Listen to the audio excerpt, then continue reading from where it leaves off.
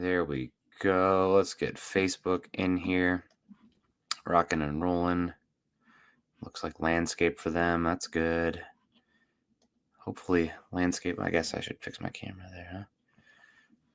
There we go. Don't let us know everything's good in landscape. I think Chad mentioned something about making sure we had the landscape option for everything. So we got everything rocking and rolling. It is Monday morning, 6:33 a.m. Mountain Time. Time for an episode of Broncos for Breakfast. I am Nick Kendell, joined by Erick Trickel. Erick, good morning to you. And man, hopefully you had a good restful bye week for the Broncos. It was nice. I have family in town right now. My mother-in-law with her golden retriever is here, so mine's still behind me here. We'll see if he freaks out when they end up getting up and getting the little guy up for the morning. But I enjoyed it yesterday. Some pretty good football games, a lot of competitive ones, despite the slate not being very good. And the Broncos now sit with the number 2 seed, half a game behind the Patriots, because the Patriots have not had their bye week yet. Yeah, I mean, I didn't watch any football. I just, took a break from all that, spent time with the kid, and biggest thing was getting everything ready for Thursday. Got a lot of cleaning done and living room organized and, tables set up and stuff like that. So next few days are going to be even more cleaning. But what I saw on Twitter of the football games, they looked like some good ones. Some games broke in Denver's way, some games didn't. Unfortunately, the Cardinals couldn't pull it out in overtime against the Jaguars. That would have been a nice one for Denver, but it all comes down to Denver still has to handle their own business, and you can't always rely on other games to go your way. But they looked like some good games yesterday, even the ones that didn't matter. And I saw that the Cowboys also beat the Eagles with Quinton Williams. Man, he had like 8 pressures on like He's awesome. 31 pass rush snaps. Absolutely insane. Yeah, it's sometimes you got to take the people out of that environment to kind of get what they are. And I know a lot of people maligned Dallas for many moves they've made this offseason, and they're not great this year by any means. But, they have, I think they still have 2 2026 first round picks. They gave up a 2027 to go get Quinton Williams, which 2027 looks like a much better draft. Maybe that'll be a mistake in hindsight. But yeah, they won a tough game. And man, that Thursday, Dallas versus Kansas City game. I'm not a Cowboy fan by any means, but I'm going to be wearing the star and whatever Jerry World earrings. I don't care what it is. Let's go Cowboys for that one. And the Cowboys are going to be able to give the Chiefs hell. But yeah, let's get into that a little bit before we get too far. But first, even before that, I want to say hello to everybody coming in. Michael Ronquillo, good morning. Broncos second half of the season. Sean Payton would have maligned us for that, but the bye week's kind of a natural break to give a little time and talk about some things. And the news we do have is that Dameon Pierce is going, so former Texans running back, 4th-round pick out of the University of Florida, had a pretty good rookie season, has been very much displaced the last couple seasons out in Houston, and he clears waivers after the Texans waive him.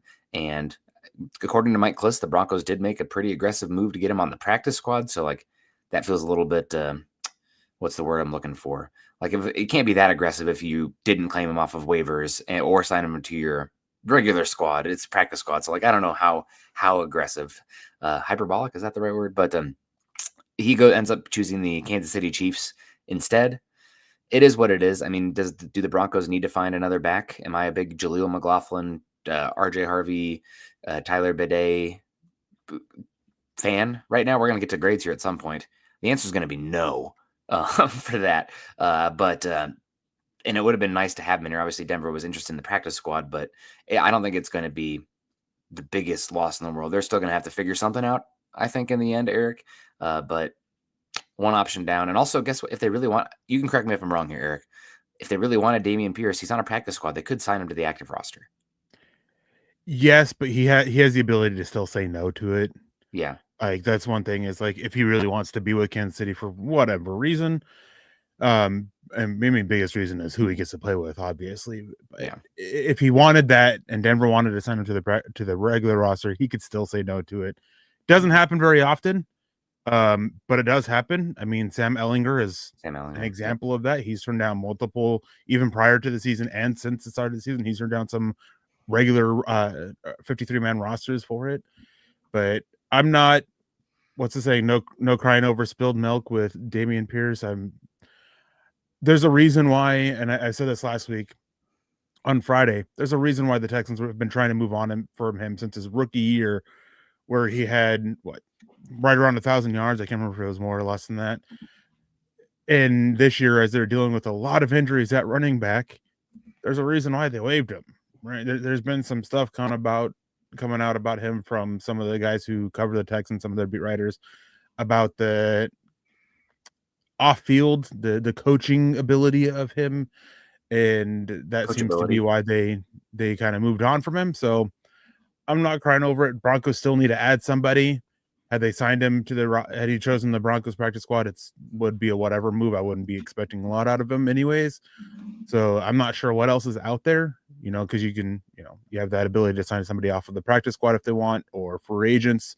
But I would still expect the Broncos to make some kind of move at running back. Yeah. Probably need somebody. So a week to figure it out. We got Dave Glassman actually made it for the new start time. Good to see you. Good morning. Polico 59 says, good morning. I'm hyped for the next game. Yeah, it was Sunday night. I don't think it's going to be flexed out. We got the Washington Commanders and Denver's hopefully going to win that one. And I'm even getting greedy, Eric. I hope it's a stat padding game, considering what everybody's been doing to the Commanders this season. I'm a little bit bummed that they get the bye week as well. Like, the bye weeks have not been favorable how they've fallen for Denver. I feel like in their matchups so far this season, didn't matter versus Kansas City, obviously, but this is a Dan Quinn, I think, is a good defensive coordinator, but their defense is not very good this season, and they are old, slow, and expensive on that side of the ball. And that's one reason I'm always a little bit like, do you want to just run it back every year with guys? You need that natural turnover if you can, but yeah, that's hopefully a stat padding game. At the end of the day, it's about getting the dub, but it would be nice to have Bo Nix, 3 touchdowns, 80% completion percentage, 0 interceptions, 300 yards. I'm dreaming. Turn off the Xbox, Nick, but that'd be nice. Also, you know what else is nice? I've kind of talked about it on Twitter. It feels like the NFL kind of media, I feel like they are original thinkers, like, to a certain extent, but like they also kind of like to pile on and repeat some of the same narratives. There's a little bit of an echo chamber, and like the eye of quarterback finger wagging has moved on off of the Broncos and Bo Nix, and it's squarely on JJ McCarthy and the Vikings now, which, like, rightfully so. He looks horrible. But like, it's nice that it's like, oh, Bo Nix has a good game. We have a bye week. Everybody shift their focus, their negative energy onto JJ McCarthy. Let us be a forgotten 9-2, 10-2 team. Like, just don't talk about us. I don't care. Oh, the defense is good, whatever. Bo Nix, Sean Payton, blah, blah, blah. Don't talk about us. We'll talk about us. That's fine. Ignore us. Just keep piling on JJ McCarthy. Sorry, JJ 9, whatever you go by these days. But I've enjoyed the break from that. Yeah, I mean, with this Commanders game, I'm with you. That defense is awful, and Dan Quinn, he took over defensive play calling, and we haven't had a chance to see the results of that yet. But they're still old. They're still very slow. There's a lot of mental errors, and even for a bunch, like, as old as they are, there's still a lot of mental errors.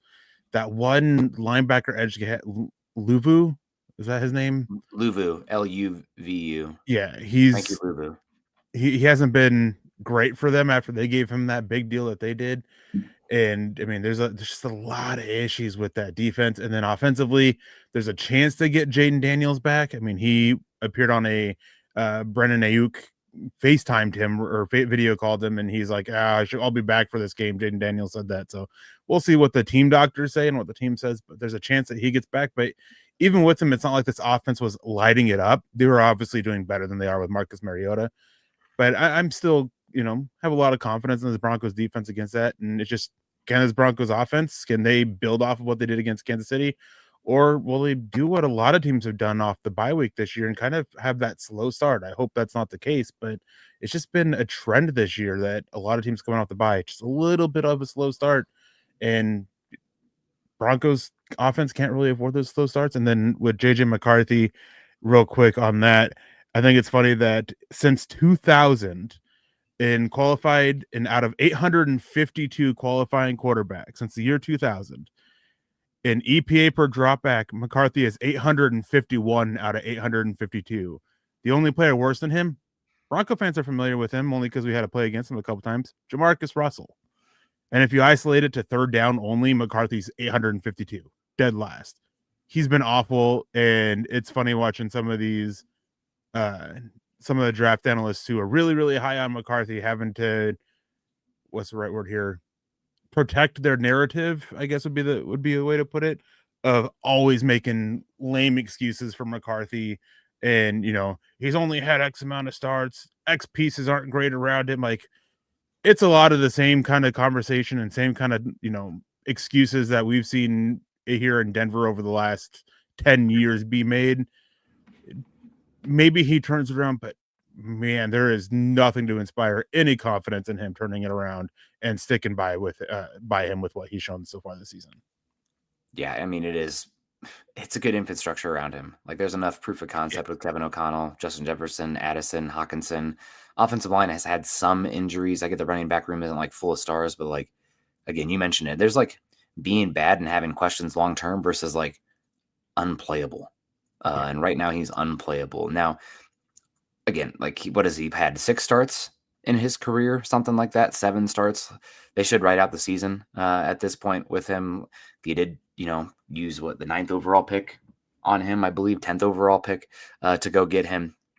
So we'll see how it plays out. But man, it's and I'll hand to God, I'll own it. I had McCarthy quarterback 4 in that class. I feel pretty good about 1, 2, 3. But quarterback 4, I had McCarthy. Then I had Nix and Penix. Nix definitely should be quarterback 4 at the worst right now. I think there's an argument for quarterback 3. I mean, maybe some people make quarterback 2. I don't know if you can take him over what May's done this season, what Daniels did 2 years ago, but like, for the options the Broncos had available to them, picking 12, masterful job by Sean Payton, getting the Vikings to go up and get J.J. McCarthy with how it looks right now. We'll see how it plays out. Polico also says, happy Thanksgiving. I'm ready for some Thanksgiving football. Yeah, the 2 first games. It used to be years of like, okay, I don't need to pay attention to the morning game. Lions, who cares? Lions, Packers? Hell yes. That's going to be awesome. Can't wait to see that. And then, of course, Chiefs, Cowboys. And that's going to be a big game. I think I saw Ari on Twitter. I can't remember the last name. Starts with an M. Kind of does some aggregate stuff, but the 33rd team, I think, out there. But he said that he expects the Cowboys Chiefs game to be the most televised non-playoff game in NFL history. So I'll definitely be tuned in. So good to see everybody. Excited for Thanksgiving. Roy Osborne, good morning. Nick and Eric, some good game. Yeah, definitely some good games. Mike Thompson says, been a while. Good to see you. Appreciate you. Shiloh in the house. Morning. Tyler Brooks says, Broncos Rams Super Bowl. If so, the Rams look like they'd match up well against us. Rams match up well against anybody. They're the best team in football. I do think it's kind of funny, Eric, how everybody's dubbing the Rams when like they did beat the Seahawks last week, but it was Seahawks on the road where Darnold threw 4 interceptions and they still only won by 2. So like, I think we have December 18th is Rams at Seahawks. That's going to be a hell of a game. But I think it's pretty easily right now, like Rams 1, Seahawks 2, and then a chasm, everybody behind them. I'm not buying the Eagles, AFC, Lord knows what the hell's going on there. But right now, I think, yeah, those 2 teams in the NFC West are the cream of the crop in the entire NFL. Yeah, I mean, they're both really good, and they both have, they're playing almost complete football all the way around. The Seahawks not as much, as they don't have any running game, but that's the only thing that's keeping them back. Their special teams is solid. Their defense is top 3. Yeah. And then the Rams defense, they're probably top 8, and their offense is probably one of the top 3 to 5 at the very least. Yeah. And special teams is doing solid. So they're both pretty well compete teams and really well coached. And it's absolutely annoying because, living in Alaska, a lot of Seahawks fans, it's annoying. And they've really earned themselves as one of the more annoying fan bases, in my opinion. But, they have some good players on there, and I'm glad. It's good to see Sam Darnold do mostly well this season. He's had a couple stinkers, but he's been pretty well. And then the Rams, man, they're just so fun to watch offensively with what they do. And I mean, it's the same could be said for the Seahawks with their defense and what they do. And I think those are the 2 best teams in the NFL right now. And then you could start having the conversation for who's 3, 4, 5, and so on and so forth. Yeah. And we still have a third of the season essentially to go. So things can change. Matt Stafford MVP at this point as well. I think the big conversation is going to be Offensive Player of the Year right now between Jonathan Taylor and Jackson Smith and Jigba. Taylor's kind of didn't have a great game against the Chiefs. He was awesome against the Falcons, but with what Jackson Smith and Jigba's doing right now, it's not a foregone conclusion that it's Taylor. I'll just say that at this point. So we good to see you, Tyler Brooks. Johnny Valencia comes in and says, "Is that the TikTok guy?" I feel like Johnny Valencia is the TikTok name guy who does like the face of the girls. If you remember that one, if that's you, good on you. Those always crack me up. But probably a popular name. Says Super Bowl. I needed a good laugh. I mean, the Broncos are 9-2 with tied for the, well, I guess not tied anymore. I'm half a game back, but have a chance for the number 1 seed in the AFC. They have a shot to get in the Super Bowl. Now, Vegas and a lot of, prognosticators would bet against the Broncos right now because you haven't seen Bo Nix stack together 3 good games. But if Denver gets the first round bye and you only have to win 2 games at home at that, where Mile High will be rocking, there's a chance at that point. The AFC, unlike the NFC, there isn't the daunting Rams and I'll toss Seahawks in there still, like we talked about. But the AFC is wide open right now. Anybody can beat anybody. So Denver's got a chance right now. I do think they're still 9th, 10th in Super Bowl odds, Eric, but we've seen Daniel Jones kind of turn into a pumpkin. The Chiefs are definitely beatable. The jury's still out on the Patriots. They're well coached. Talk about another position, I think, being wrapped up. Probably Mike Vrabel, coach of the year out there, but they're doing a good job. Honestly, though, the AFC, if you just get in the playoffs, I think anybody's got a chance, right? Like Houston, with how their defense plays, I'm not buying the Chargers or the Jags. Obviously, the Chiefs are dangerous. And the Bills, Ravens, now first place in the AFC North. We'll see what happens. But Denver, you get in, you got a chance. And sometimes it feels like you're giving a little bit of lip service saying that because there's, Chiefs having like 2 losses or some other great teams in the AFC. Buffalo some years, Ravens some years. Not the case this year. Everybody has warts. You got a chance if you get in the AFC and feel really good if you get that first round bye. Yeah, and that's the biggest reason why I was really rooting for the Chiefs to, I wouldn't say rooting, but why it was preferable for the Chiefs to beat the Colts is because I think the first round bye and that number 1 seed is so important. And the Broncos odds are at 31% now to win that number 1 seed. They have the second highest odds to win the number 1 seed in the AFC right now, behind New England, simply because they have that the tiebreaker lead over the half game because they haven't had a bye week. If all things were even, I think Denver actually has like 2% greater chance than the Patriots do. Had they had their bye week or something like that. I remember seeing the math on it and everything, and the site that talked about it. And it's so important for it because I think that can be a difference maker in the AFC playoffs because of how every team is pretty darn close to each other in terms of what they're doing. And, they all have certain areas on offense that can exploit other teams' defenses and vice versa. So it's very important for the Broncos if they want to really make that push for them to win it, especially with how I think since Sean Payton's came in, home field advantage has actually turned back into being a legitimate factor in the Broncos' favor for the first time in a long time, since, the 2015 season. And so it's very important for them. Doesn't mean that if they miss it, doesn't mean don't have a chance of making Super Bowl. As you said, AFC, I think, is wide open this year. It's just home field advantage can make things a little bit easier, as well as getting that first round bye and having to play one less game, getting that bye week to, help make sure people are healthy. That possibly opens the door for a J.K. Dobbins return, getting that bye week. So it's very important. Have to go handle business from here on out and, make it into the playoffs. Anything can happen. Yep, exactly. Especially this year. Ernie Mays, great to see you. Good morning. Go Broncos country. G4 Life 74 says, would have been good to have the Bengals beat the Pats. Yeah, that was probably the number 1 game I was pulling for. Bengals had a chance there at the end. Drake May threw a pick 6, I think. Geno Stone, was that who did it?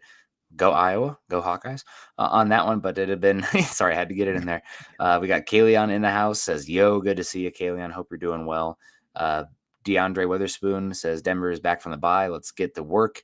Yeah, really excited. And Adam says, I'm not the only one who thinks Patriots are not as good as their record. Everybody's saying that about almost every team in the AFC, right? Like Denver, Patriots, Colts don't have the equity built up over years and the preseason narrative. So they're going to be questioned until they, keep stacking. It takes time. I'm sure we could go back to when Patrick Mahomes was a rookie and teams were questioning, like, oh, is this really real right now?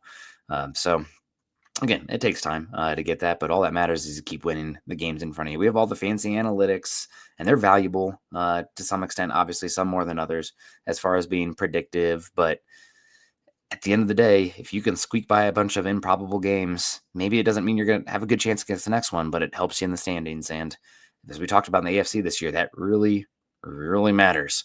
So let's get into it here a little bit more, Eric, on the games. That would be obvious. I did want to talk a little bit about some of the scenarios and games. You had the Chiefs beat the Colts, obviously. Ravens beat the Jets. You had the Jags beat the Cardinals in overtime. That was a little unfortunate there. And then the Patriots beating the Bengals. Bears beating the Steelers. So right now it looks like, and Buffalo obviously losing to the Texans on Thursday night as well. That was a heck of a game. Good to see that one. Shout out to the ref for the dramatic pause in the pass interference at the end of the game, because if it would have been DPI, right, it would have extended it. He had a pass interference. The whole stadium's silent. Offense, game over. That was great. So shout out to the ref. It's entertainment at the end of the day, so I appreciated that. But right now, are there any games you're looking forward to or scenarios here? Obviously, the Broncos getting that first round bye means not hosting potentially the Bills / the Chiefs in that first game. I guess it's easier to say. I'm just not afraid of the Steelers. I'm not really afraid of the Jags. We'll see how that game goes, but hopefully not famous last words there. I'm not afraid of the Chargers with their offensive line. Raven, and I don't know if I said not afraid of the Steelers, of course, but Ravens, Bills, Chiefs. I mean, getting that first round bye and getting to avoid those in that first round in Denver. I know the home field's been great, but I'd much rather not play those guys round one and just get that automatic dub, obviously. Yeah. I haven't really looked too much into it. I've looked into some of the games that mattered for them, and some of them are a little bit more obvious, especially, from yesterday. Obvious one was Arizona Cardinals beating the Jaguars. The big one that I looked into was obviously the Colts and the Chiefs, not just for playoffs, but in the first seed as well. And I already mentioned that a Colts win would have dropped Denver to 5% chance to win the number 1 seed because they lost to the Colts. But more than that, just their chances to make the playoffs. That would have dropped them. They're, depending on where you look, they're sitting from either 97% from ESPN to a greater than 99% chance. Only reason why it's not 100% is obviously because they haven't locked up a spot yet. And to where if the Colts won, it dropped Denver to like 87 to or like 85 to 88 or something like that. I can't remember exactly what it was. So that was it was a pretty important game, to as much as it stinks to want the Chiefs to win. It was a pretty important game for Denver, for the Chiefs to have the Chiefs win that one.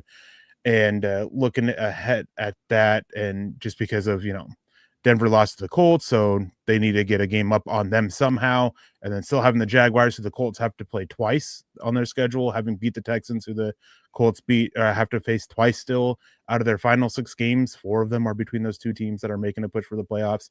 So tough schedule ahead for them. But right now, it always stinks to have to, when you get down to like weeks 15, 14, 15, 16, 17, to really need other teams to help you out. So you in my opinion, starting about week 10 is when you start going, all right, we need this to happen just to help potentially give us a break a little bit later. So still looking ahead. I haven't gotten into this next set of games yet to know who wants to do there, but there's some games that are important. Obviously, if they're ever facing an NFC team, you want the NFC team to beat the AFC. That's just basic. And then as long as it can, divisional opponents losing, let's go down the Stars. Absolutely hate that team, man. I almost hate them as much as the Raiders. Like, Wow. really do. There's personal reasons for it too that we don't need to get into here, but I absolutely hate them. But that is a big game where Denver needs them to win. And it's unfortunate that's a game that will be on. I hate watching. I'm one of the weird ones. I hate watching Thanksgiving football. Oh. Like I hate it.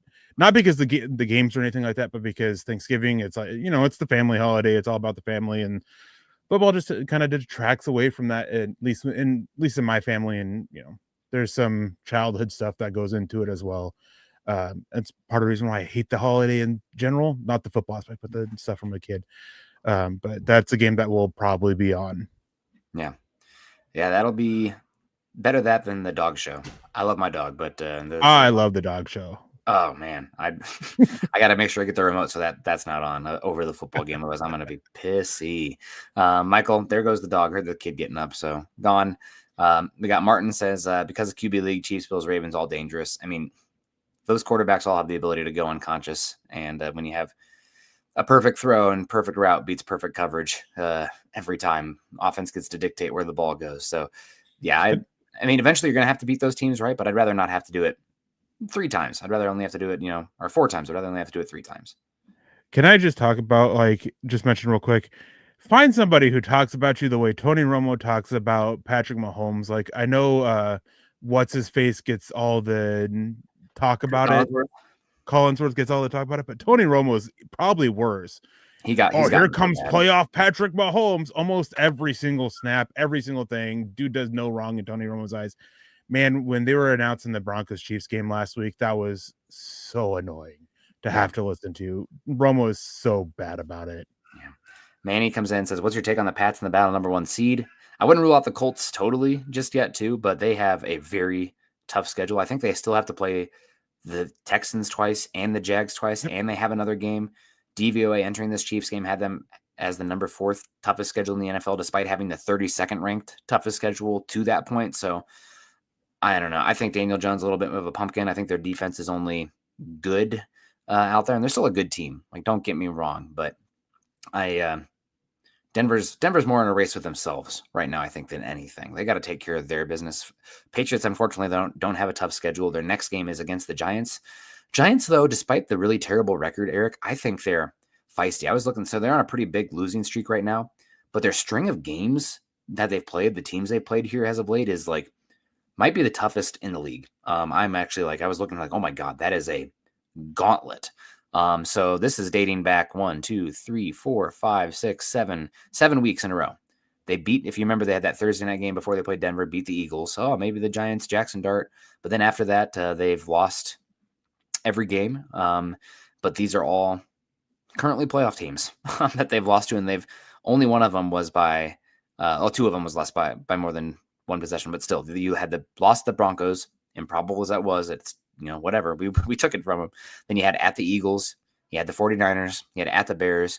That one, Dart got hurt and they only lost by 4. You lost to the Packers without Dart, and then you lost overtime at the Lions. I mean, that is a crazy group of schedule. And then we had a comment from Mike here, mentioned the Patriots offensive line, some injuries. I think they're just sprains for Campbell and whoever was out. I don't think the early diagnostics are Campbell's not going to be out forever, but for the season. What was that? 4 games at least. They're placing them on injured reserve. They are. Okay. Good to know. So that really changes things, and the Giants have a really good pass rush. I know Abdul Carter, at some point, he's going to have to turn some of these pressures into sacks, but he has like 35 pressures and only half a sack this season.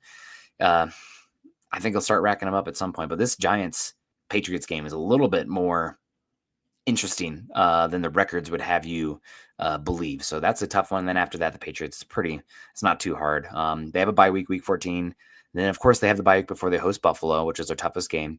At Baltimore, right up there being tough. And then they close out the season at Jets and versus Miami, which you never know with Miami. I think they're better than the perception on them, but they're just so like freaking bipolar this season. So we'll see with all of that. But all in all, Patriots have a pretty easy schedule. That Giants game, though, man, I don't know what the spread is right now, but Giants have a chance. They've played some good teams tough. Yeah, and they've played admirably with Dart out and Scatabo out, and those were the neighbors and neighbors too. But with Dart and Scatabo specifically, they've been such a spark for them when they've been out there for that offense. The Giants also just fired their defensive coordinator, Shane Bowen. And so they're making changes on that, and we'll see what maybe that can, maybe that's how Abdul Carter can find his way in there with whoever they have as an interim DC is able to get something going and get that going because get that defensive line because they have some talent. Dexter Lawrence has been playing kind of a down year for it. Thibodeau's been playing quite well. Brian Burns has been great as a pass rusher. Top 5. Probably. They've definitely need the issues and have the issues in the secondary and linebackers, but that defensive front, that's dangerous. And hopefully they can pull off the upset against the Patriots. And it's just whoever starts at quarterback for them, whether it's Winston or Dart, can they do enough? Like, I believe the expectation is for Jackson Dart to be back, but he is in concussion protocol. So, and you never know with that. So we'll see, but that is definitely a big game to watch. And then with the rest of the schedule, the Bills, and then in Baltimore, man, with the way Baltimore has been playing, I think that's a much tougher game, probably the toughest game I think that they have left on their schedule, because Baltimore takes a lot of pride in how they play at home. So Mhm. hopefully, the Patriots lose all three of those games, Yeah. and really helps Denver out. Yeah. We'll see. We do want to get to the grades here. We got Amy coming in here. Great to see you. Jags are night and day. They're also a bipolar team. Believe we can beat them. Packers, a defensive game in 2015. We dominated, keeping Rodgers under 100 passing yards. I don't know how much the 2015 game, matters for a 2025 game, but that was an awesome game. Hurting Aaron Rodgers. There's the one where his helmet was on sideways, I think, on the ground. I don't know if that meme came from that game, but I think it did. But good to see that. And yeah, there are a lot of, I think that's the most expensive ticket left on the Broncos slate this season, just because there's so many Packer fans. Hopefully I can get out to a couple more. If anybody's got a lead on tickets, let me know. But we do want to get into grades here, Eric. Let's just start with the quarterbacks. First, quarterback position. I think that maybe this is a little bit of recency bias, and I'm a tough grader on this on the whole. Dylan's really laughing. I look like Tobey Maguire. Borrows people's jeans. How did you That's know? where my jeans went when I was in Denver. I didn't borrow them. I steal them. They're mine. Tobey Maguire. Is that the guy? Spider-Man, Which one's Tobey Maguire? What's he in? the Spider-Man. Oh, okay. Okay, I want to be the cool one that he's doing the finger guns and like the when he's got all the confidence. Um, okay, I'll take it. Thank you, Simon. We also got Coach Chris coming in, $20 superset. This weekend felt like I lost my dog or something. Back to business for the Broncos. Love the show and love my Broncos. Let's kick the Redskins, but careful, Coach. That's the Washington football team to you, sir. No, yeah, absolutely, it'll be fun. I think we'll see Mariota out there, and that's a terrible. I left a few stains on them. Oh no. I'm clean. If there's anything, it's the dog slobber on me, or out there like maybe Blame it on the dog. All right. yeah, exactly. Yep. Or maybe some dirt from hiking. No, I don't wear jeans that much anymore. I'm khakis or sweatpants, either work or lounging. So appreciate it. I'll take it. We got Cost coming in saying hi. Great to see you. OG Spider-Man. There you go. I thought you were calling me that 70s show guy. That'd have been a little bit more upsetting. So that'd have been worse. Topher, whatever his name, Topher Keefe. Grace. Topher Grace. There you go. Quarterback position. I'm going to give Bo Nix a C+ on the season. I think that a lot of the metrics would indicate that way, and he's just been too volatile. There's been too many lows to give him anything more than that. I'm a tough grader, so I think going forward we have a chance to get in the B range. But for now, I'm grading in hindsight. It's what you've done so far, Eric, not projecting going forward necessarily. So I'm going to give him a C+ on the season. Yeah, I'm right there. I was debating, C plus. I think I'll land on a C plus just because of what he showed against the Chiefs being such a big step forward in terms of the mental aspect of it. But as you said, he's just been far too inconsistent, far too up and down. The footwork's been such an issue for him that it's tough for me to go higher. I'm sure that there's going to be a lot of people that are going to be, come in with their B's and all that, but it's just too volatile for him, and it's just so many issues there that it's kind of a little bit overwhelming, I guess, to an extent.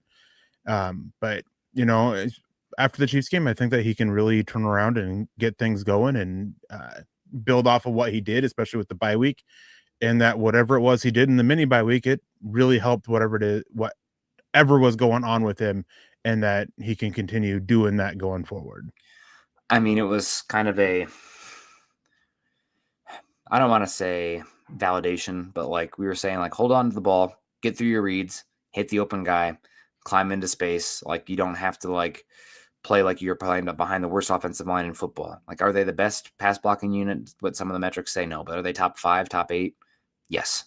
So I think that he just needs to go out there and make the makeables. I'm not asking him to go out there and play like an MVP, but like do the quarterback stuff, find the soft spot in the zone, get to your second read, get to the dump off when it makes sense. Not like immediately my first read isn't there, panic, bail to the right, hit the check down. So saw that versus the Chiefs. Will it continue? We'll see. Right. You have the bye week. At least that's what we're going off of recently, but it's been erratic this season. You played arguably two of the three worst defenses in football especially at the time when you played them, when you looked good in the Bengals and the Cowboys, who were missing like every single cornerback known to man in that one. So again, you play the opponent in front of you. That'd be great. I feel like a lot of that was just, overpowering talent-wise. But the Chiefs one, I mean, he had to play quarterback. They have a decent, B- level defense, and he did what was asked of him and made, for the most part, the makeables from the first drive at that too. So again, maybe I'll go B-, Eric, just because I feel like we're maybe not giving enough credence or credits to what he's done in the fourth quarter. I don't know if maybe this is just me being leaning to the narrative, anecdotal versus quantitative, but like the steady hands in the fourth quarter and the comebacks. I mean, that doesn't happen with a lot of quarterbacks out there. So I'm C+, B-. Maybe that's being someone in the chat will say I'm being harsh for that, but like the fourth quarter stuff, even if it's a small sample size overall, like it's so incredible to have done that so many times this season that maybe I'll kick him up just a little bit. Yeah, I mean, it's even with that, he's still a solid C+ for me. Just too many issues. Like what he's done in the fourth quarter, that's been great, especially how often it's been. But a lot of time that comes after 3 awful quarters. And I can't overlook those 3 awful quarters just because how great the one's been, enough to bump him up in the grade. And then, Mike Ronquillo comes in talking about drop passes. And, I think he's tied with Trevor Lawrence now in drop passes, or might still be behind him. I can't remember exactly, but he's top 2 in drop passes. The issue is when you look at adjusted completion percentage, which factors out drops, he's still bottom 10. So it's the drop. He's had a lot of bad throws that are leading to incompletions. It's not just the drops. Drops hurt in terms of the yardage and the other stats and efficiency and stuff that impacts. But it's still an issue with him with his placement and all that. And so even factoring in the drops, it's still a solid C+ for me. There's a lot of good, especially against that Chiefs, that you can build off of, and that's what we need to be and need him to be going forward. But for however many quarters they've played so far this season, 44 quarters, he's been bad for 35 of them, more than 30 of them, and it's just not good enough. Like that's just what it comes down to. Not good enough. Yeah, Coach Chris says I'm a little harsh with the C, putting him 15th. I think 15th is probably where he'd be. I think you're also giving everybody's grades a little bit too far. Eric said C+. I said C+, B-. So somewhere I think if you ranked Bo Nix anywhere from, again, this is probably just recency bias, I would have said coming into that Chiefs game somewhere from 16th to 24th. Now I'm probably talking, I think there's an argument from anywhere from 21st to 12th, like that kind of quarterback range. So middle of the pack so far this season, but your ROI for him when you're not paying him Trevor Lawrence money, Tua Tagovailoa money, that's great.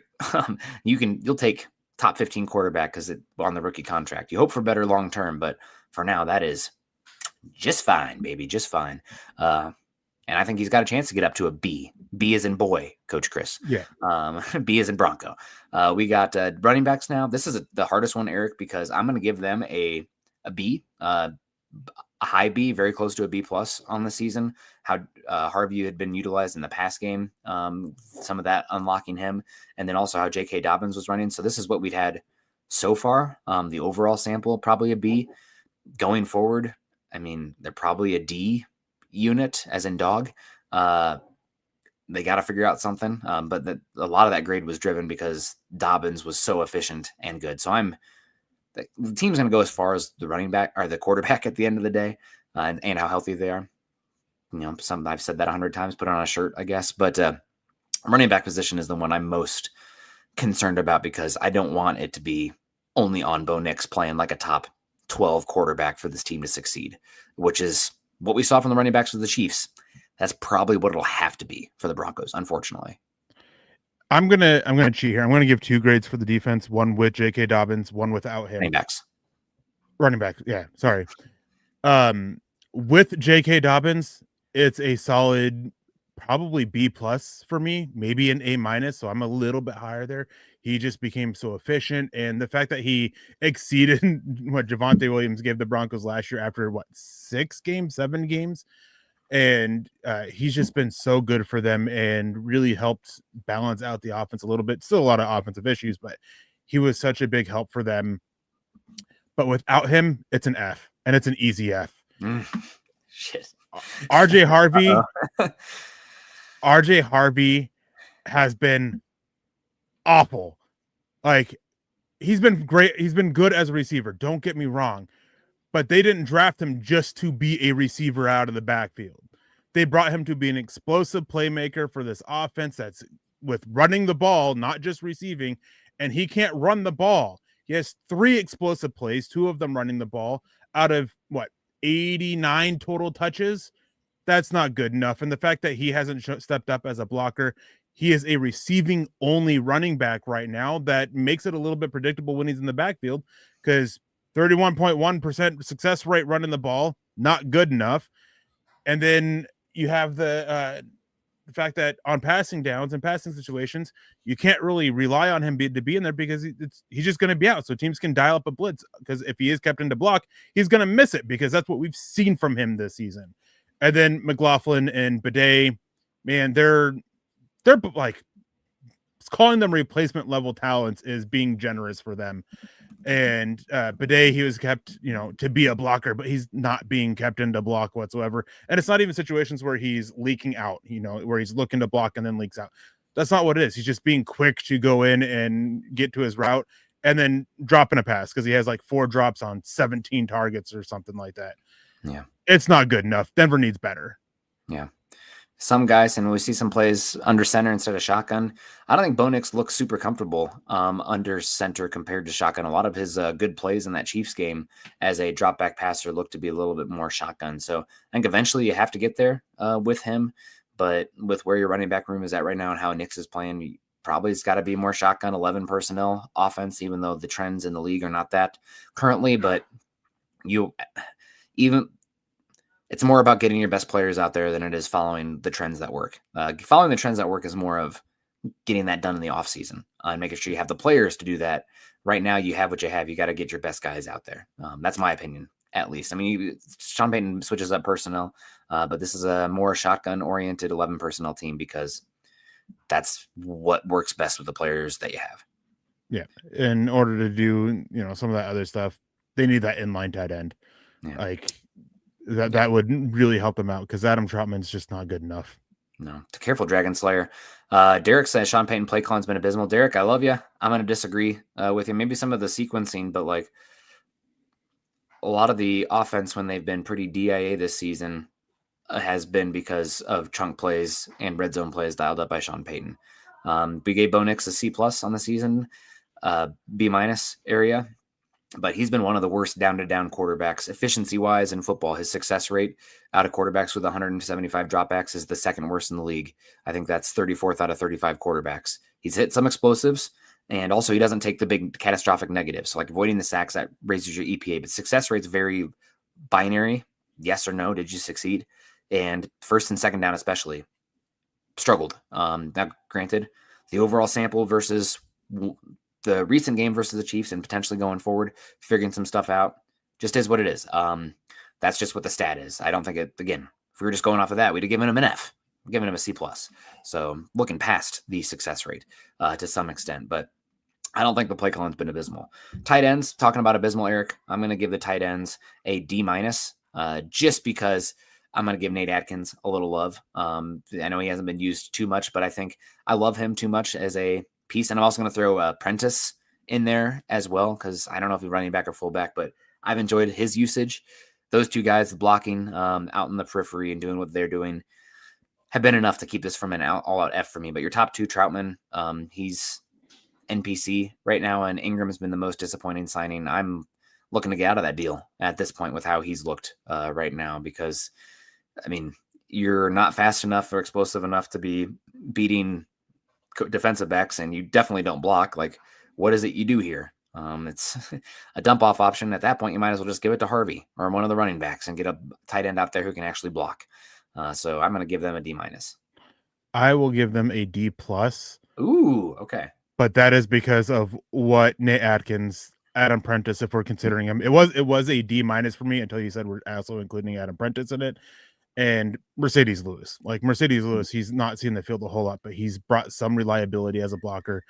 Man, if it was just Adam Troutman and Ingram. Ingram, what's worse than an F? Like Adam Troutman is awful. Like I don't need to get into that. I've gone into that a lot. He's just awful. And Evan Ingram, it's a shame that unless he does something to get his contract to be voided, you're stuck with him next year too because of the way they structure the contract.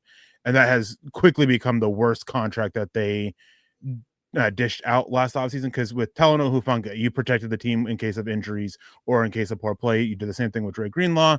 J.K. Dobbins was a 1 year deal. Trent Sherfield was a deal that they were able to get out of, as they obviously did. And then Ingram was a 2 year deal that is a 2 year deal. There is no way around it unless money somehow voids because of some kind of void language that's in the contract. It is absolute awful what he's bringing. He looks slow. He's not being that mismatch weapon that you brought him in to be, because he looks slow. And teams are perfectly fine leaving a linebacker on him because he's not outpacing them. And so it's been very problematic. So it's a D plus for me just because of what Adam Prentice is doing, Mercedes Lewis and Nate Atkins, all as blockers, not so much as a receiving game because we haven't seen him a whole lot, though Nate Atkins has had a couple of clutch catches. Yeah. No, absolutely. Moving it on here because we got about 10 minutes, Eric. Wide receiver, I'm going to give them a straight up C so far this season. I still think Cortland Sutton, despite being doubled a lot or shaded with his coverage and the ball not going to him as much as it probably this talent in comparison deserves. Can't throw if you're constantly getting the shaded safety over your way or bracket coverage, but I think he's still top 10 in EPA accumulated for wide receivers this season. So he's good. I mean, I still contend he's a top 20 wide receiver, a low end wide receiver one, and a good starting X. Yeah. Troy Franklin, shout out to him. I mean, I know he's still only 22 years old, and we'll jokingly dump on him during the game when he drops. It's frustrating, but he made a couple big plays there at the end, and he's got an opportunity. Still young, talented. We'll figure it out. I'm seeing some flashes from Bryant as well. Mims, I'm going to throw in the special teams, I guess, in there to some extent, but I'm going to give them a C. I think it's a pretty average wide receiver unit, and overall that makes the offensive weapons, without Dobbins, probably bottom 8 in the league for the Broncos. Is something it could come internally, right? We got the last half of the season, especially for the wide receivers / Harvey, could change the narrative because they're going to have opportunities, but the offensive weapons, not good. Yeah, I'll give them a C plus. A lot of the same reasons for you. Cortland Sutton, he's still been Mr. Reliable, although some drops have been a little bit of an issue. Troy Franklin, drops are an issue and will always remain an issue, most likely. You don't see drops at this rate and get corrected. And he's kind of come into being a really reliable zone merchant. Like, he finds a soft spot in zone, and he's making himself a target in them quickly for Nix, and Nick's able to adjust. Pat Bryant, he's done well. I mean, when you have 14 to 15 catches going for a first down or touchdown, you're doing something right. Some of that is play design, but a couple of them have been him making the play. Marvin Mims, if we're including him, he's been whatever on offense. So they've gotten some good stuff out of it, but you definitely need a lot more out of the wide receiver room, especially with how bad the tight end room is and how bad the running back room is without J.K. Dobbins. So still need a little bit more, still need a little bit more reliability out of the room, especially in terms of the second wide receiver. It is a bunch of guys and Cortland Sutton that are more more third, fourth quality receiver, with Sutton being kind of, in my opinion, Sutton's been a high-end number 2 or a very, very low-end number 1 receiver. So you just need a little bit more opposite him than you're getting right now. But Franklin's been good in the role that he has established for himself. Yeah, I think a lot of wide receiver 3-4 types out there. But again, it's kind of like the edge rushing room. It's a position of value, and you want to have some ISO playmakers right now. If Bo Nix was like a no doubt like top 5, top 8 quarterback, and either the running back room or the tight end room was better, they just need somebody that they can run and focus the game plan through a little bit more on the offensive side of the ball. I just don't think they have that right now. I think Sutton could be, but it would take like two other guys being good around him. Like you could have either one more really good wide receiver / tight end or like multiple else. And it doesn't have to be a wide receiver or a tight end. I think they have to bring in another running back and a Y this offseason. I'm with you. But like after that, it doesn't matter. Just they need another playmaker somewhere. Offensive line now, I'm going to give them an A-. Actually, you know what? I'm going to give them an A on this season. I think the run blocking is still a little hit or miss, but what they've done, missing Powers. Some of it is protecting with Bo Nix getting rid of the ball maybe too quickly sometimes, but avoiding some sacks there. And overall, I think they've been a pretty good unit. So I've been a tough grader.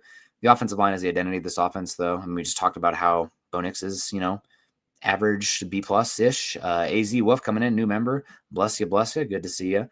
Bo Nix is clutch. Yeah, good to see you on that one as well. But I'm going to give the offensive line an A overall. We do got to get to the defense, though, too. Yeah, I'm going to give them a B plus, and it just comes down to their unreliability in run blocking and inconsistencies in run blocking. I really wanted to give them an A minus, but I can't sit there and slam on Adam Troutman for the issues and RJ Harvey for the lack of ability as a runner, and not acknowledge that a large part of the issue has been also the offensive line. And it's not been everyone all the time. It's just been one or two players. Every single play pretty much is messing up, and that's enough to drag it down. Mike McGlinchey hasn't been great. Quinn Miner has had a rough start to the season, but he's been great. Ever since he started dealing with his illness, he's been bounced back. Luke Wattenberg's been fine. And then Alex Palczewski, it's been whatever. But they've done well replacing Ben Powers and, having to deal with the injuries. But B+ is about the highest I can go for it. Yeah. They're the best unit on the offense. So I think it's I'll give them an A. I was debating an A-, but they've done well, and they've faced some pretty good units this season. So defensive line now, interior defensive line, I'm going to give them a straight up A as well. What's the word here? I'm not going to give any A pluses, right? I think like you'd have to be an all-time unit with like Hall of Famers playing. Like if Denver had Myles Garrett out there right now, then they'd probably get an A+ from the edge room. God, he's insane. He's probably one of the best pass rushers in the history of the game. Maybe that's recency bias too. We said that a lot today, but like what he's doing with that offense being as bad as they are is unbelievable. But I'm going to give the interior defensive line an A. I'm also going to give the edge rushers an A, and these are solid A's. It's not like, the range, I think like where I went to high school, I think a 99 or 100 was an A+. These are like 97, 90, 96 to 98 A's. So like they're close to an A+. They're good. The pass what they've done recently, especially since Roach has been back, Ua getting a little bit better too. The run defense has been good. And then you got Allen and JFM. They're deep. They're talented. Again, I don't think you got all pros across the room, but with how much depth they have, they're great. And I'm also going to give a straight up A to the edge rushers as well. I mean, I've really liked what I've seen from Q Robinson, and be so deep and talented there that he's inactive when people are healthy. Benito and Cooper are dealing with wrist issues. They've been playing really good football. Benito's been better against the run this season. Cooper's probably the most underrated player on the team. So yeah, Perry West says he's going to give him an A+. They're great. I think some of it is scheme at the end of the day. They're a high A. A+, you have to be like Hall of Fame players to me. So I'm going to give them an A, but there's an argument for A+. I like the sacks. Like they're killing it. So I'll give them an A. High A. Yeah, I'm with you on both those. A for the edge room, A for the interior defensive line. They've still had some of those issues. That's what keeps me from giving them an A+. But they've been so good and for the most part, really consistent. It's been, when you look at a game, there's been, maybe at most 5 bad plays from the unit as a whole in a game at most. And, that's being, if I wanted to be more accurate, it'd probably be only like 3. It's just, they've been really good. And as you said, the depth at both positions has really been made clear this season. I wish that the defensive line had somebody who is clearly ready to step up as a starter next year. A couple guys anyways to help replace, the potential loss of Malcolm Roach and John Frankenmeyer, so where you didn't need to give them, third contracts, but without that, you are kind of have to, or go find somebody else and who's probably also looking at a third or fourth contract. Don't have that younger depth ready yet because Savion Jones I'm not betting on him until I see it on the field. And I think next year I don't think he's starter ready next year, but definitely ready to be part of the rotation. But with Q Robinson, he's shown that he can step in and be part of the rotation if needed. So it's really good units, really good depth. Just wish that they had those interior defensive line more so than edge people ready to step up to be starters next season, so they can allow people walk and play more of a compensatory big game. Yeah, I hear you. I mean, the issue with Savion is that like you couldn't have 6 guys active, right? So like maybe he is. If he was doing well enough in practice, they would find a way to make him active. I'm with you. I'm with you. Right. He was always a project, also. So I'm not like you're not saying that you're out on him. I'm just for the crowd at home. Yeah. Like drafting him was always more about 27, 28 for his pathway for a late. Was he the very last pick of day 2? I mean, it was very close. Was that the very last one or the second to last one? Okay, so pick 101. You took him for the tools. He was always a little bit of a project. That's still there. Now, could he be a McTelvin regime where it just doesn't figure out the run defense and it doesn't work for him? And also late 3rd round pick, very possible. But we'll see. Linebacker room, I'm going to give them a B-, Eric. Maybe this is really high for them, but I've been really pleasantly surprised for Stranad this season. I think Singleton after week 3 has been a above average starter, and I like the flashes that I've seen from Greenlaw still getting worked back here. I just can't give this any part of this defense because where offense can dictate where the ball goes. And if the linebackers were like so horrible, I think teams would be able to exploit it more than they have. Now, there's been some plays here or there where it's going to happen, right? Like it's going to happen, but I'm going to give them a B-. I think they've been good now. Are they being protected because how good the defensive line and then how they play with the secondary around them? Maybe, but I'm going to be optimistic. The defense is playing great. I'm going to give them B-. I'm going to give them a B. I think what Drake Ginlaw's done when out there on the field has been really good, minus the Chiefs game where he was really bad. But, it's still a smaller sample size, but he's been really good for them. The step up that Justin Stranad had, man, he looks like a legit starter out there. Not like top tier or even, 2nd or 3rd tier, but he's probably a 4th tier starter out there. And a guy that you can continue going forward with. I would like to see him extended, but I think, he could potentially chase money with the way he's played and the way linebackers have been getting played. He could potentially be looking at $8 million plus per year with what he's done so far this season. Alex Singleton, I'm a little bit later with you when he started to research it. I think it was the Eagles game that he really started to kick things up a notch. And granted, some of that is him being protected by Brandon Jones a lot in coverage, but it's not just that. It's the play downhill between the tackles and sideline to sideline where he's improved as well. And it's almost, and he kind of looks like that. What's the right word here? He looks like he kind of found a little bit of a fountain of youth, and he looks a little bit quicker and a little bit faster out there on the field for them. So this linebacker unit, not great, not spectacular, but they've been more than good enough to allow the Broncos to do a lot of what they do on the defense, and in turn have it circle around and still do things to be able to protect them, like Brandon Jones doing a lot to protect the linebackers in coverage. Now onto the cornerback room. I'm going to give the cornerbacks an A- on the season. I think Patrick Surtain has taken a slight step back from the best cornerback in football this season. Now he's still good, but I don't think he was absolutely elite. Obviously, he's still elite, but not like first ballot Hall of Fame, no doubt level. If you did this level of play over like 6 seasons, then yeah, but like it's not best cornerback, defensive player of the year level. Moss with the penalties. I mean, again, it's still part of the equation, and we'll defend him from like, oh, you have to bench him. But the depth is good. Obviously, Chris Abrams-Drain has played well, being your 4th, 5th cornerback. Still excited about Barron long-term, and really do like McMillan out there in the slot. What a game coming off the Chiefs game. The reason for me, and I'm going to jump in the safeties here, I'm going to give the safeties a as well. Takeaways. Hafanga's been great. Football at the end of the day, for defense especially, stopping them is obviously number 1, but after that it's taking the freaking ball away. And Denver's, I think, tied for the 3rd worst takeaway rate per drive in football this season. You need to get some hands on the freaking ball at the end of the day. So they've been good, and especially like shout out to them. Maybe even bump them up for an A for doing extra credit, doing what they did without Patrick Surtain for 3 games and still looking pretty darn good. But I'm a tough grader. I don't think I can give them the same grade as the defensive line as well. So I'm going to give them an A.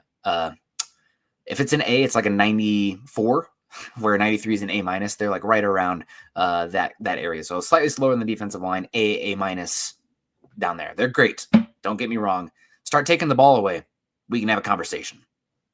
Yeah, I think it's going to be a B plus for me for the corners. The lack of, the takeaways, and then the penalties on Riley Moss and a couple of the other guys. They haven't been as extensive as Riley Moss, but they've been hit with them as well. And Moss really does drag it down. It'd be an A minus for me, maybe even an A if it wasn't for those penalties. Like and it's not just the penalties in by themselves. It's what they're taking away and what they're giving. They're giving a lot of first downs, all those yardage as well on tackle, taking away a pick six.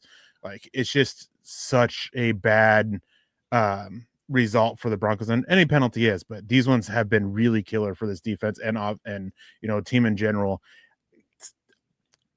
A lot of players have been great. McMillan's been absolutely phenomenal this season. Well, not been outstanding this season, and really stepped his game up. Barron's been solid in his starts. Surtan's been pretty well outside the Colts game, but it's been Moss just drags it down. And then the safety room, I'm going to give them an A.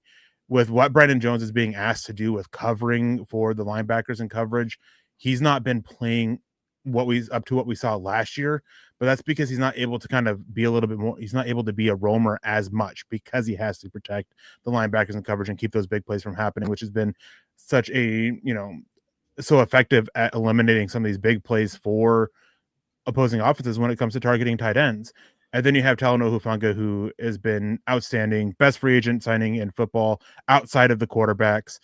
He's been so great for this defense, allowing them to still play a lot of what they want to play, even with Patrick Surtain out. And if he was able to catch just a 2 or 3 of those 27,000 dropped interceptions that he has, it would probably be the only A plus would be the safety room, just because of how great, carried significantly by how great Talanoa Hufanga has been. Right now, I think he's the safest bet for all pro on this team. Yeah. Like, Benito's been awesome, but like, there's some incredible edge rushers. Allen's been great. Garrett Bowles has been great, but like, you got how Andrew Thomas is playing. I mean, Hufanga might be one of like 2 truly elite safeties. He's been the second best safety in NFL so far this season, in my opinion. Who's number 1? Hamilton. Okay, I was going to say Hamilton, but I haven't watched enough Ravens, and they kind of use him differently. Like, he's almost linebacker sometimes with the play next to Roquan. They use him all over. Yeah. Okay. I was going to say Hamilton, but that's good. Derwin was good, but he got a little dinged up also. But like Derwin, he still got that impact player dot under him, if you remember the NCAA football back in the day. But yeah, Hufanga's been awesome. We got to wrap up. Good to see good crushing it show. Congrats on winning the jersey as well. Last one here, Eric. I'm going to give an A minus to specifically the specialists here. So not the coverage units, everybody, but like Will Lutz. Other than that Colts game, has been nails. He had a miss in the Raiders game where it doinked off of the crossbar. I think it was a far one. That was cold and a little bit blustery. Not as much as people were making it out to be, I thought. But he's been great this season. And other than that Raiders game too, I think Crawshaw's been really surprisingly good as well. So I'm going to give them an A minus. Yeah, I'm right there with you. A minus, A even. And part of it goes to the long snapper. There haven't been any bad snaps. The one bad game from Crawshaw came with the wind, and when you go back and watch, you can see that the wind did affect the drop of his punt, and because you can see the ball moving as it's dropping to his foot.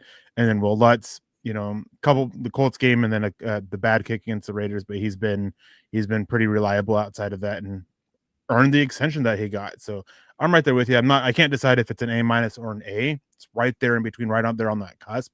So they've been really good. All 3 of the specialists have been for the Broncos. Shout out to the specialists. Pretty awesome. Yeah, Lutz has been good, and congrats on Lutz on the new contract. Do we have the details yet on that? It's the second highest paid kicker in the NFL, I think is what I saw, or sixth highest paid. I just saw 3 years, so I didn't actually. I was waiting for the details to come out, but family stuff and whatnot here, so doesn't matter. Congrats to Lutz. We're gonna get on out of here. Shout out to Coach Chris coming in, a couple big super chats.